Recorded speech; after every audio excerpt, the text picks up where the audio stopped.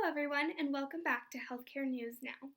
Today we're taking a look at a couple different studies and the statistical programs they use in order to complete their analysis. The first study, performed by Ariel Ballon, Manuela Neuenschwander, and Sabrina Schlesinger, published in November of 2018, focuses on a correlation between skipping breakfast and the risk of type 2 diabetes while taking into account BMI or body mass index. This study utilizes statistical analysis program STATA to analyze the results and data from 6 studies found on PubMed. STATA was used in this study to calculate relative risks and confidence intervals for several different subsets of the data, including BMI, sex, age, geographic location, family history, and more. STATA was easily able to run multiple analyses of the same data, accounting for many variables.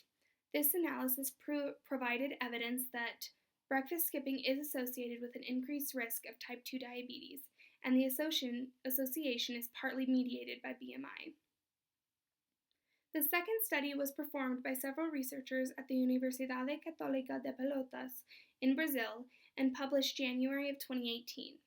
This study looks at the prevalence of mood disorders, anxiety, and suicide risk among subjects with alcohol abuse or dependence. This study utilized both SPSS and STATA to conduct their analysis. Almost 2,000 participants were surveyed, and many statistical tests were performed, including t-tests and chi-square tests for comparisons, as well as Poisson regressions for multivariate analysis.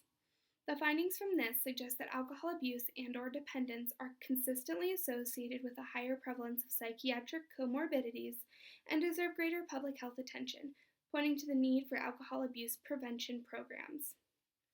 The final study we're looking at today was performed by Catherine Brookmeyer, Laura Hatterhang, Matthew Hogman, and Jamie Lichlitter, and was published September of 2019. This study focuses on the prevalence of sexually transmitted diseases amongst persons who inject drugs. This study utilized the SAS statistical analysis program to compile the data as well as run chi-square tests.